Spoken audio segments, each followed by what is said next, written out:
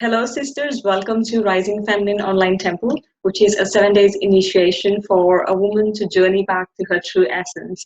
I'm Jonita D'Souza, your feminine lifestylist and the keeper of this online temple, where I have gathered visionaries from around the world to join forces to initiate you in your authentic feminine. Now, a big part of my work with women is to invite them to indulge in everyday rituals. So, in this moment, I invite you to create a safe, sacred space for yourself to receive today's offering.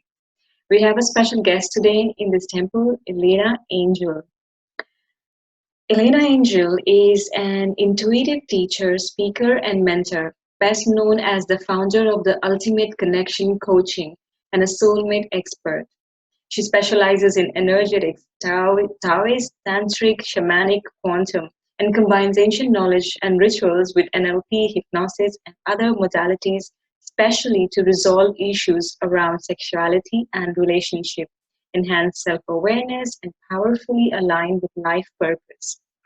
Elena recognizes the crucial part women play in humanity's collective evolution and is committed to supporting the emergence of the new feminine and a more enlightened union of the masculine and feminine within our own psyche and in our intimate partnerships.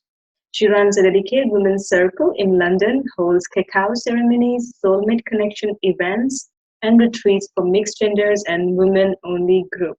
Elena, welcome. Thank you so much, Shanita. It's an absolute pleasure and delight to join you today. It's so exciting what you're doing, and I can't wait. Yeah, I'm really excited to talk to you because it's been so long, and I remember I actually first met you in my first workshop where I invited you to be a guest, and it's been such a long way. Yes, it's wonderful to see your work grow, and your unfolding is really fantastic, and yeah, it's great also to support each other, isn't it? Yes, As absolutely. sisters. Yeah, it's great. Thank you so much.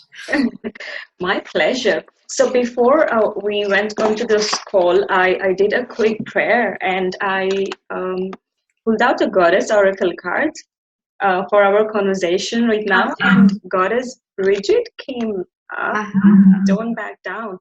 And I was tuning into what you will be talking and the energy that we can bring in. And I wanted to ask you if there is any resonance with this goddess that you feel in this moment. Yes, thinking of the topic, today's topic, it's shamanic dream work for the modern woman, the grandmother's vision. And I tuned in to receive this. It surprised me too that I would be talking about this today, but it is really about the voice of the feminine, the voice of wisdom. And when I chose that topic, I felt the wisdom of the grandmothers, which is our connection with nature, our inner knowing, the wisdom that we hold inside of us as women, as the sacred feminine, which is carried by the grandmothers, the keepers of the ancient wisdom, the ancient ways. And for a long time, this voice has been silenced. But now that has changed. We really live in an age of prophecy, and when I speak of the grandmother's vision, it's not only a psychological title, and it's not only as something spiritual. It's a very real thing that's happening in the world, and I do recommend a book for our readers. Perhaps I'll tell you more about that. It's called Grandmothers Counsel the World, by Carol Schaefer, and it tells of a meeting, of an actual meeting of 13 grandmothers, elders. Oh, I've heard that story. Yeah, it's an amazing story. There was a prophecy, and it took about 2 years for it to come to fruition, and for that first meeting to take place in 2014. And as this was happening, the prophecy was unfolding, and they finally knew when one of the elders arrived to the meeting with tears in her eyes, and she had brought to the meeting 13 stones and 13 eagle feathers that had been given to her by her great grandmother in anticipation of that meeting of the 13 grandmothers. Wow. It's really powerful, isn't it? It's just magical.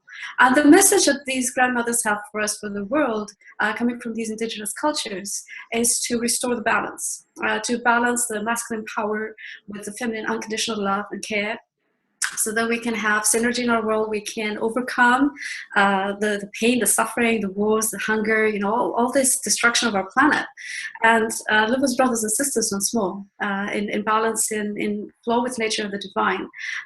So yeah, absolutely, we mustn't hold back. Yeah. We must, we must share our vision and lead the way as women this time, and lead with our love and this wisdom that we have. And this is what this is really about. And if there's any doubt in us that, oh, I'm not sure, do I really know these things, or can I really trust myself, my inner knowing, but I can't prove my intuition, can I still listen to it? We all have those doubts. But today is going to be hopefully a great inspiration, and a step forward into this innate wisdom that we have, and the ability to trust it and to follow through and to lead ourselves and our lives from this place. Yeah. So, Elena, tell us, how did you get initiated into your sacred work? Well, It's a long story, I know. It's a long story. It's a very long story. Let me see if I can put it in a nutshell. So ever since I can remember, I have been a seeker. I've been a spiritual seeker. I've been aware of something beyond the immediate reality that I was perceiving. And I could sense energy. I could sense there was more than meets the eye. And my imagination was very strong. My dreams were very powerful. And I did have this connection with the spiritual aspect of things. I also was feeling my sexuality fairly early on. And one of my problems was I couldn't find a framework to integrate them. So how I was brought up, there was no possibility of being spiritual and sexual at the same time. Spirit and matter are very different things. And somehow there was this opposition, this conflict. What I saw in the actual relationships around me was not so inspirational. There was a lot of betrayal, there were a lot of lies, there was a lot of superficiality, just drama, people mistrusting other people. And I didn't see a balance between men and women, masculine and feminine, very well. There was a lot of dependency, codependency. And at the same time, what was the meaning of it all? Why get into this? Yeah, why bother? Yeah. And the thing that was portrayed is like, oh, you just focus on your career, and that gives you purpose and meaning, or, you become a success.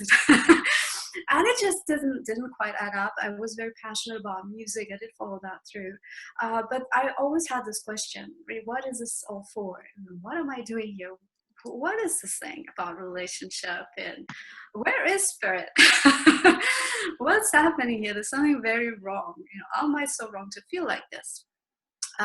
So I was searching, and I began my healing journey, looking to work with my emotions and my programming. I worked with hypnosis, with energy work, at the same time as pursuing my career in music.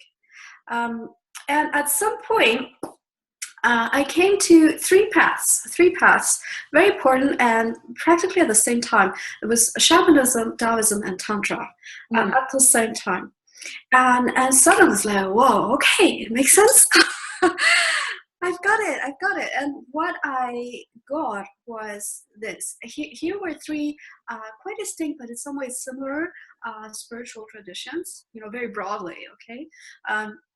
That first of all see spirit in everything. Like, okay, so spirit is in everything.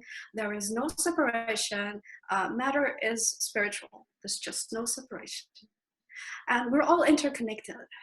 We all share the same energy. It's like, okay, that makes sense.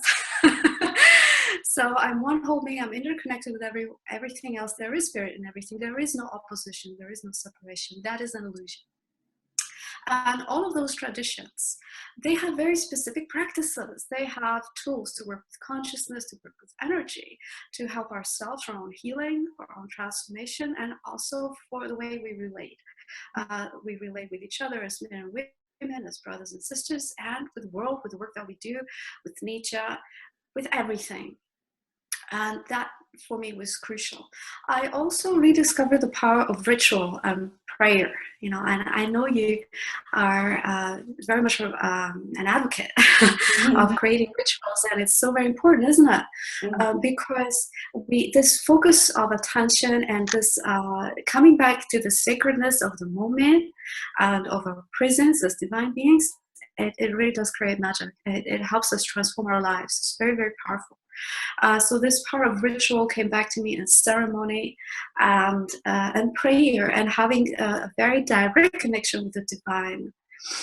Being able to dialogue, being able not only to ask for things, but to receive, importantly, guidance.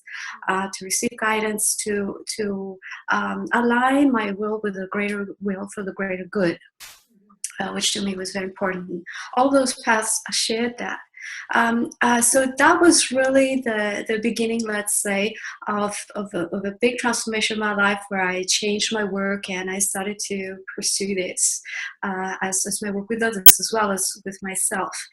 So that's how it all went. And with the shamanic side of things, I have been to different initiations and different ceremonies, and I draw on different traditions in my work. I don't follow just the one path, and I invite the people who work with me to do the same and to feel what really resonates, and always keep coming back to what feels true to you, what feels real to you, what is powerful for you. Just go with that. Yeah, so let's talk about shamanism as the topic, which is quite close to what we want to talk today. Why is it important? So it is important for the reasons I explained before, in that it teaches us to see spirit in everything, to see no separation, the interconnectedness in everything. It's a path that shows us exchange of energy and reciprocity, so that we can give as well as take. We can be respectful towards one another. And we can create rituals and ceremonies that really connect us both with heavens and also with the earth. And we have been very negligent of our planet collectively. Yeah. And certainly, if like me, somebody has lived in a city all their life or most of their life, we're not so connected with nature. We buy our food in supermarkets and cellophane, and we just toss things out into the rubbish. We don't really feel. Yeah. So it's very important. It has been very important for me to reconnect with that side and to reconnect with the soil, and to feel my natural cycles and my natural connection with the heavenly bodies, which as women we have. So that is very important for us women, especially. And the other thing about the shamanist approach is that we do speak again of the divine masculine and feminine, and in those indigenous cultures, the feminine was really revered. One wonderful elder, Larry Merkuliev, speaks about the womb of the universe. And he says that the womb of the universe is this special space, for want of a better word, where all creation comes out of. And it was understood that the women have a physical organ for that. Same thing. Our womb, right? It's so important. And out of this, all creation comes. So in those indigenous cultures, the women were precious, and they were revered for having that source of creation within them, for keeping that, holding that, bringing life forth. And the masculine was called to protect and to be the space holder for the women to do their creative work and the healing work and so on. And I feel that really resonates. It's something we would do well to bring back into our lives and relationships, and to see ourselves as men and women in this new light again. I think it's very precious, very important. Yeah, and for the women watching, could you also touch on briefly on this shamanic work? Where does it originate from? What tradition is it?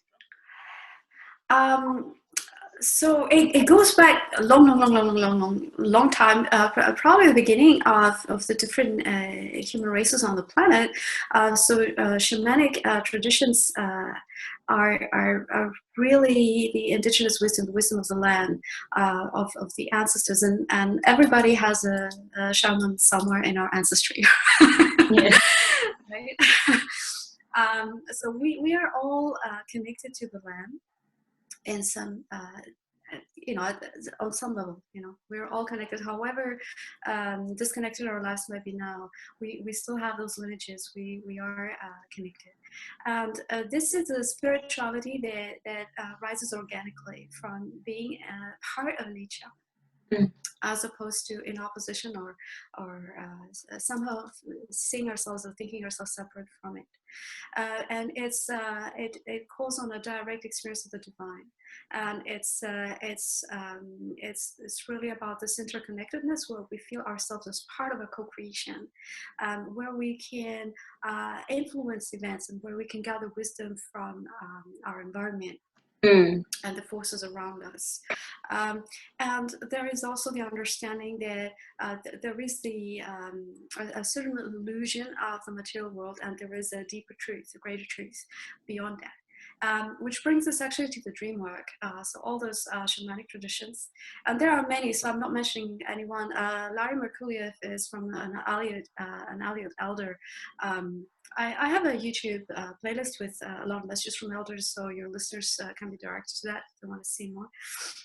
So I don't want to pick just one, but all of the different traditions, ancient traditions, they had some work with dreams. Okay, because dreams were understood to be gateways to that greater consciousness, okay, that greater truth, the greater reality, the web of all creation, which is beyond our identity as an individual, as an ego. And it was understood that through our dreams we can access knowledge, wisdom, knowing beyond space and time. We can also access aspects of our soul. We can use dreams for our healing, for our transformation, to resolve inner conflicts and to become whole as people if we're not whole. And also to promote this conscious co-creation that we're talking about. I'll give you an example, if I may, because I'm Greek.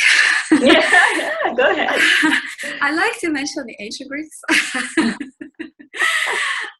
So, shamanic in a sense, you wouldn't think of ancient Greeks as shamanic, but of course it's the same wisdom of the land and the spirit as it is communicated with in this particular culture. All right, so there was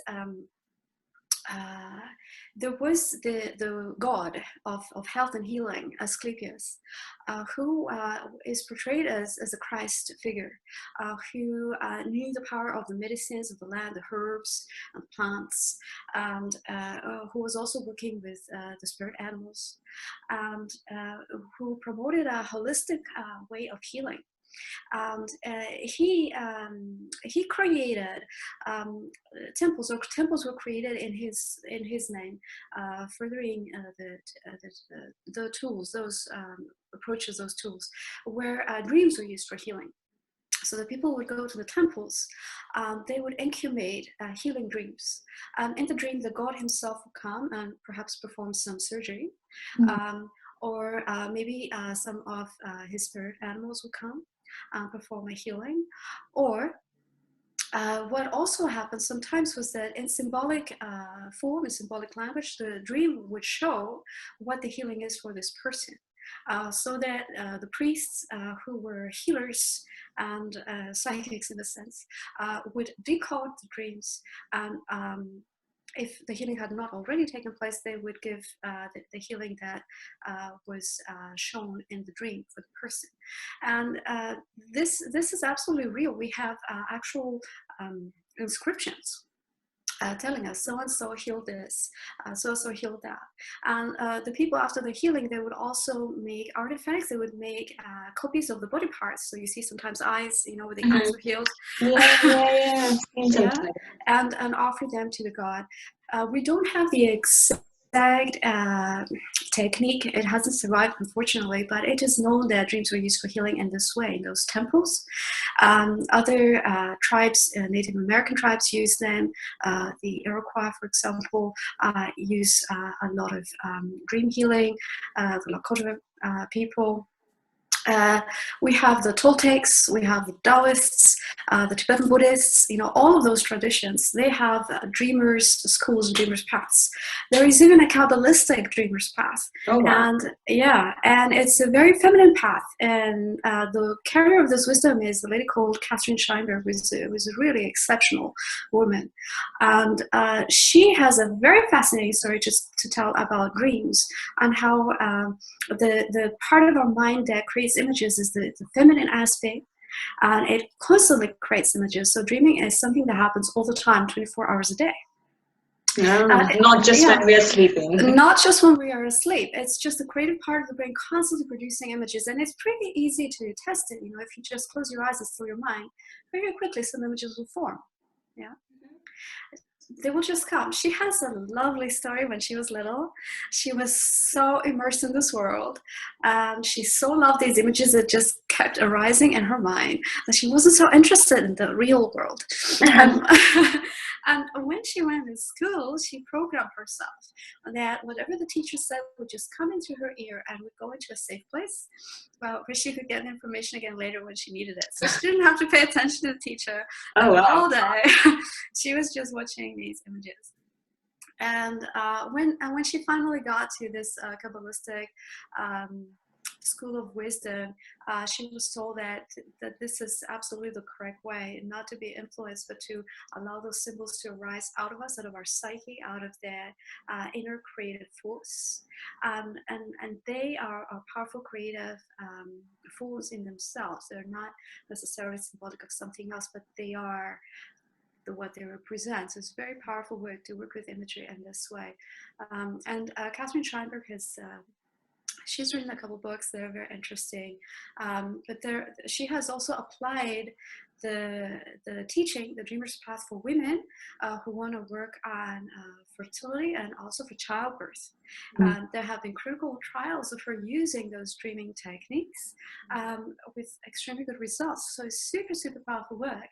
And it's good for us to remember it and to come back to it. It's our innate ability to heal and to envision and to co-create better experiences for ourselves. Super important.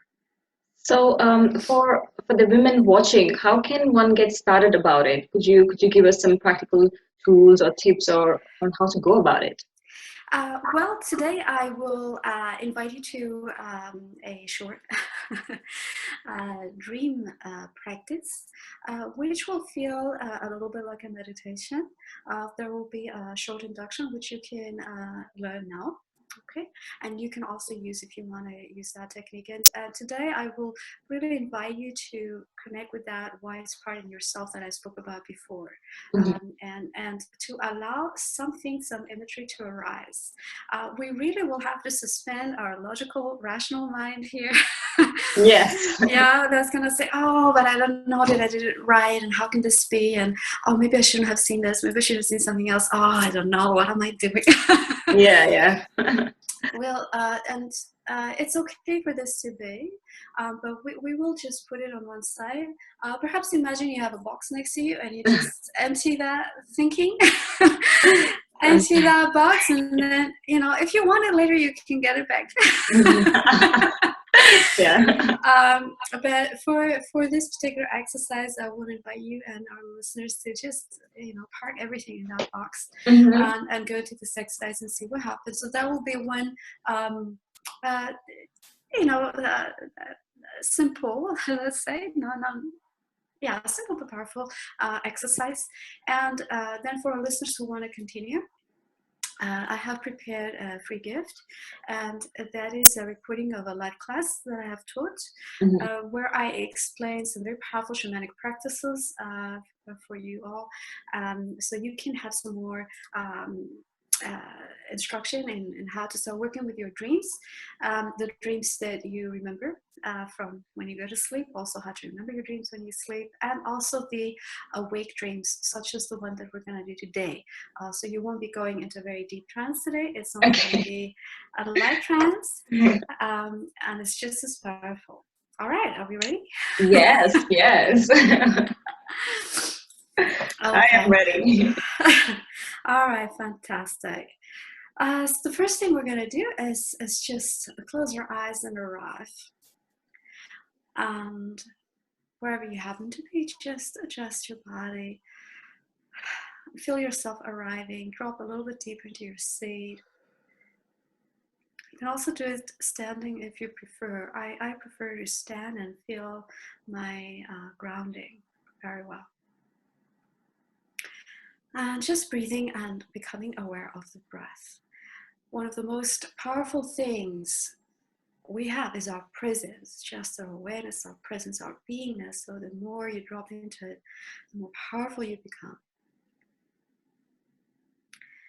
And with the next deep breath in, exhale and just let go. Let go of the thoughts, let go of the worries, let go of any weight. And allow those thoughts, the busy thoughts, to slip out of your mind and into that box or into the earth. Now with the next deep breath, inhale. And as you exhale, open your heart and feel peace. Peace in your heart. Feel that peace. And allow it to spread through your being.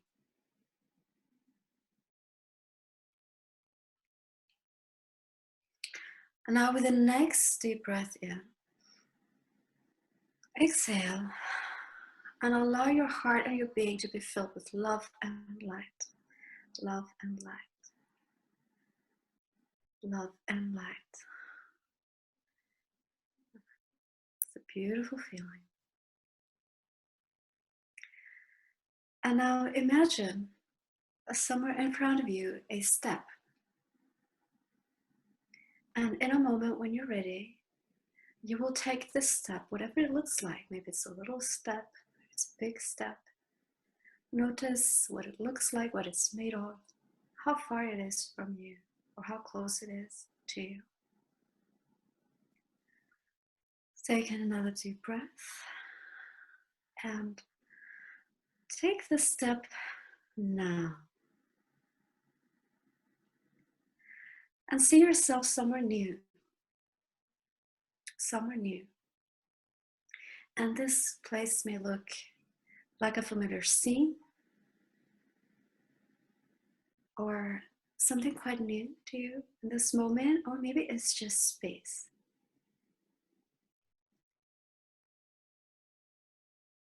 Allow yourself to experience and keep breathing and feeling yourself expanded and feel your awareness somehow lifted. You are now on a higher plane of awareness. You can look around you and experience and use your senses. What do you see? What do you hear? What sensations are there on your skin, in your body? Is there a fragrance in the air? Is there a taste in your mouth? Allow all of your senses to awaken and take in the scene. And it's through this sensing, through your embodiment, through this wonderful presence, as well as your heightened awareness and your expansion as the love and light being that you are, that you can tune in to your innate wisdom more readily. And we will allow this to come as another presence, a symbol, a being of some kind. Perhaps it will come as a man or woman or color, shape. Perhaps there will be a sensation. Perhaps there will be something else. Whatever that is, take another deep breath. And as you exhale, allow yourself to open to see and experience this new presence arriving in the same now. And really trust that with a sense of curiosity and openness. Just be curious, wonder. I wonder, what is here for me? And whatever this being is, allow yourself to take in some more information about it? What do you perceive? What do you sense? What is the energy you're sensing? What is the awareness that's coming to you? And is there a message, or do you have a question? And the best questions are the ones that we feel in our bodies, in our bones, that arise from deep within us. And maybe we don't have words for them, but there is a question. What is the thing you want to know or that's missing from your life, from your relationship, from what you want to experience in your life as a human being on this planet? What is your question? And bring that into this new space of heightened awareness and greater love, and allow this answer to come to you through a message, through this being that has appeared to you. Receive the message.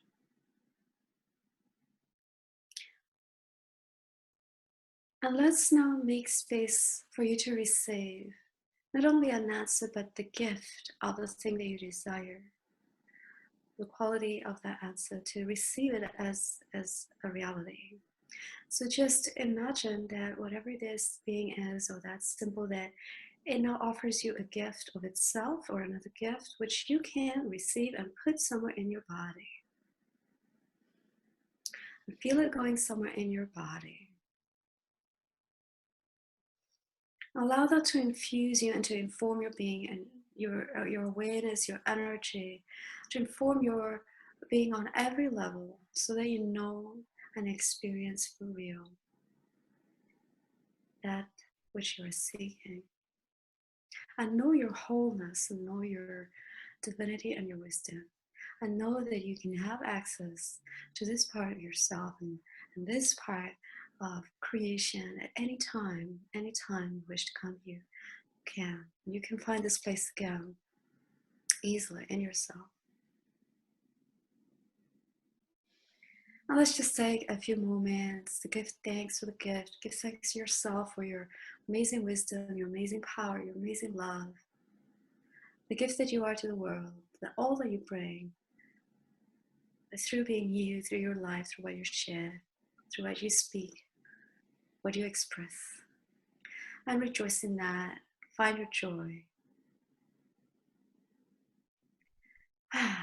With a big, big smile, nice deep breath. Say thank you. Goodbye to that being, that entity.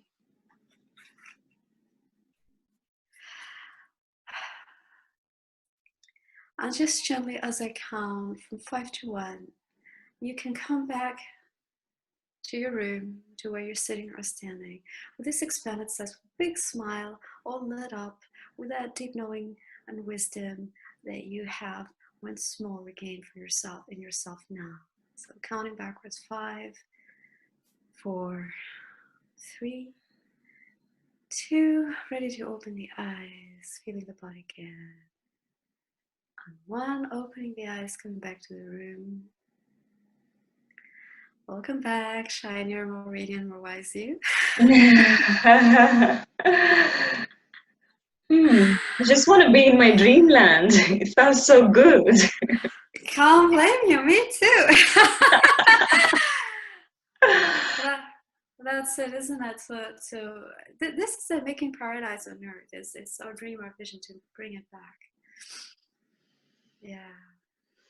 Wow. Beautiful, isn't it? It's yeah, it seems too easy sometimes. I know sometimes it can be hard to allow the vision to open. Sometimes you might think, oh, come on, is this really working? I just want to share a story, if possible, about one lady who came to my class, and she came to my workshop not knowing very much about it, and she wasn't really sure. She was interested in how dreams, I don't know. Well, Scott, my friend, has invited me. I'll go. So she came, and I taught one exercise, which is also in the video that I'm sharing with your listeners. And she was doing the exercise, and I saw her. She was crying, and she was very, very moved. And I was a little bit concerned, so I went over. It's like, how are you doing? Can I help you? Is everything all right? She said, oh, I can't speak. But I'll tell you later. I'm okay. I'm okay. And she was in tears. She really was in tears. And later on, what she shared with me was that as she was doing the exercise, she connected with that voice of spirit, and she literally heard spirit speak to her and explain to her not only what that dream she was working on was about, and it was quite a disturbing dream, but it explained to her about life and death pretty much, because she had been plagued by suicidal thoughts for years, really dark suicidal thoughts. And in that working through the dream and connecting with that, knowing that wisdom, she got the answer she was seeking. She found a profound healing. It was really extraordinary. And she was incredulous. She was telling me it's like 10 years in an evening. I can't believe it. Like 10 years in an evening. She kept repeating the words. And, I worked with her again, and she literally transformed her life completely, because now she had connected with that part of her that had the wisdom, the knowing that gave her that healing that she needed. And she's just a new woman now. So these practices are so powerful. They touch such deep parts of our psyche, of our being. We can find such immense healing transformation. So I can't recommend strongly enough that, as women and men as well, we really explore the world. It's very, very important. Yeah, and I know for me, some of the powerful transformation has happened through simple processes. So it doesn't have to be very complicated. Like this was a very beautiful, simple guide to access that part of our psyche. And I can feel it right now. And it doesn't have to be complicated. Yes, exactly. Exactly. That is the point, and that is the beauty of that. Yeah. Yeah. So Elena, as we are coming to the end of our conversation right now, I want to ask you a question that I've been asking every single guide in this online temple. What does Okay. rising feminine mean to you? Rising feminine. Rising feminine. It's the feminine with wings now, right? Being the angels, being the messengers of this new evolution of humanity and of our planet. The rising of the feminine is the feminine in women and also in men is that voice of love, respect, care for each other, synergy. It's that voice for balance, wholeness, and integration to come back into our lives and in our societies, our worlds, our economies, our politics, Yeah. to inform us all and really bring us back to the best of ourselves. And this is what the rising feminine means to me, as I call it the new feminine emergence, similar to you. Yeah. There is this yes, it's an emergence. We are awakening, and also we are evolving, and yeah, I'm very, very excited. I'm very excited for women to be taking the lead. It's a very peaceful revolution. Yes, yes. And it's happening every minute.